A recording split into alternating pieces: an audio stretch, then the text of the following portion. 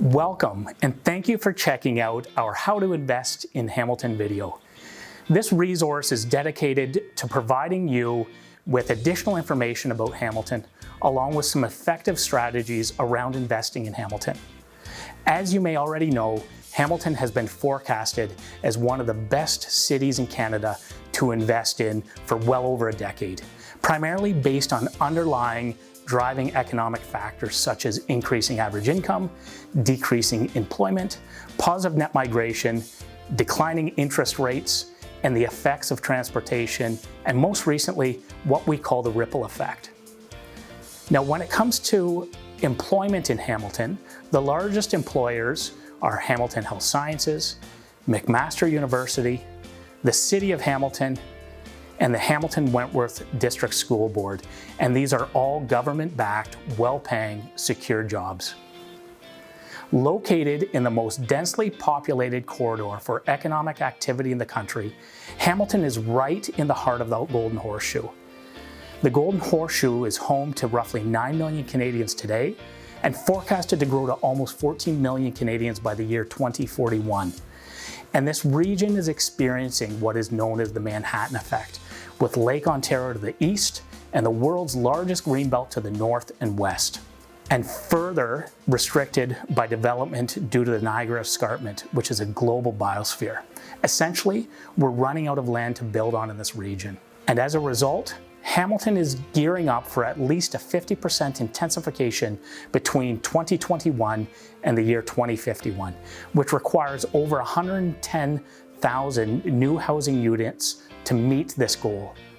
Of those 110,000 new units, over 3,000 of them are forecasted to be accessory dwelling units. Hamilton has also recently experienced a shift in population growth, whereby the largest demographic segment is millennials. This huge cohort of individuals is looking to purchase and rent homes, which is a great opportunity as landlords. The City of Hamilton is currently home to 580,000 people, and it's expected to grow by over an additional 236,000 people by the year 2051. That's almost an increase of 50%. Under the GO Strategic 2020 plan, the GO by Metrolinx, amongst a number of other initiatives, is planning on converting trains from diesel to electric, which will have a significant decrease on commute times, along with increasing the frequency of traffic and additional stops through the Hamilton into Niagara corridor. Most recently, effects of COVID on housing has really fueled what is referred to as the ripple effect. Hamilton has for a long time been known as a bedroom community for commuters into Toronto. But as a result of more virtual workplaces, many homeowners and tenants are leaving the city and residing in larger properties with more land. As a result of these moving economic forces, they're forecasting an additional 122,000 jobs into Hamilton over this time frame. For those of you savvy investors that are looking for some of the fundamental statistics and metrics, get your pens ready. The current average home price in Hamilton is $781,000, which is up by 18% over last year. And when it comes to historical appreciation, if you were to take a look at a 60-year average in Hamilton, we've seen a price appreciation of around 11% year over year. When it comes to vacancy rates and average rental rates, a one-bedroom vacancy rate is 3.4%, and rents for $1,096. A two-bedrooms vacancy rate is hovering around 3.2%, and rents for $1,291. And a three-bedrooms vacancy rate is a little higher at 5.7%, and rents for just over $1,500. One of the most common questions that I'm asked almost daily is, how's the market? And whether you realize or not, when you ask this question to an analytical realtor, what you're asking essentially is, are we in a buyer's market? Are we in a balanced market? Or are we in a seller's market? The market intelligence tool to determine the strength of the market, or what is also referred to as the absorption rate, is what is referred to as months of inventory. A seller's market is defined as 0 to 4 months of inventory. A balanced market is defined as 4 to 6 months of inventory. And a buyer's market is defined as greater than 6 months of inventory.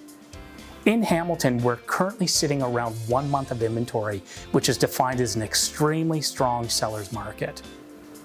As an investor, all of these metrics are really important to help identify effective short-term or long-term, as well as negotiation strategies and tactics.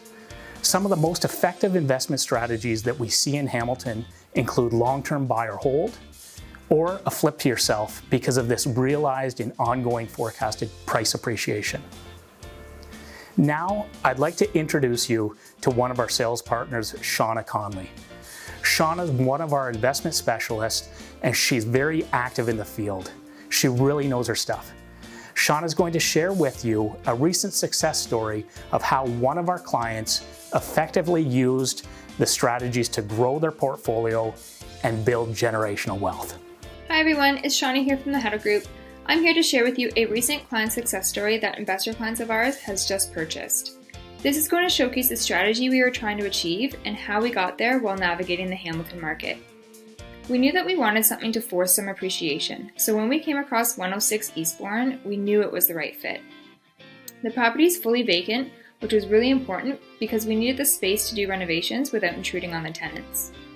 The property itself is located in our St. Clair neighborhood in Hamilton, which checked all of the boxes in terms of the demographics that we wanted to attract in the rental property.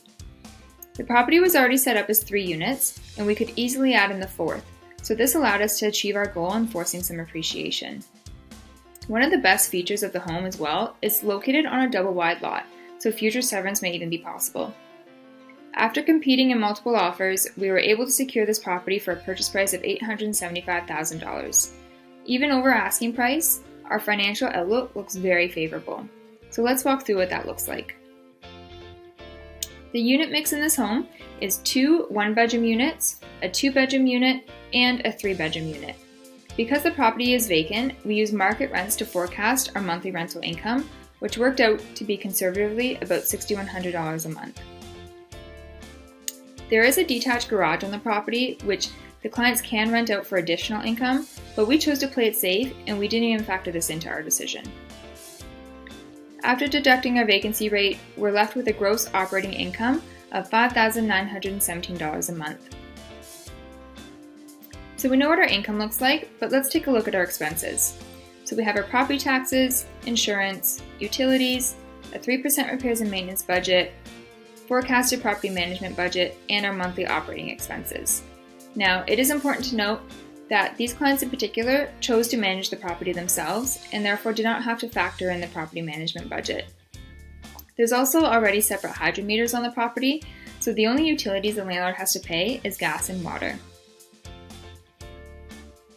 Looking at our monthly debt service, or also known as our monthly mortgage payment, we can see that our total monthly mortgage payment was $2,761. And this is based off a traditional financing arrangement for a secondary property. So to recap, we know our income, we know our expenses, and our monthly mortgage payment, which leaves us with a positive net monthly cash flow of $1,930 a month. If we want to dive into our ROI, we first have to look at how much cash was invested in this property. Now this comprises of the down payment, and in this case, there's a $100,000 initial improvement budget to put in that 4th unit. A building inspection, which in this case, because we were in competition, we chose to waive so that our offer could be more appealing to the sellers. Appraisal, land transfer tax, legal fees, leaves us with a total acquisition cost of just over $291,000. So based on our total cash invested, our 4 ways to win formula is going to look like this. We have our cash flow, our principal recapture, a conservative 5% forecast for passive appreciation, or also known as market appreciation, active appreciation, for a total year 1 ROI of over 54%. If these financials look attractive to you and you're eager to learn more about how you can secure property of this nature, and if you haven't done so already, please don't forget to register for our Deal of the Week and our free Hamilton Investors Report by clicking the registration link in our booth. We hope you found this insightful, and we look forward to helping you achieve your real estate goals in the future.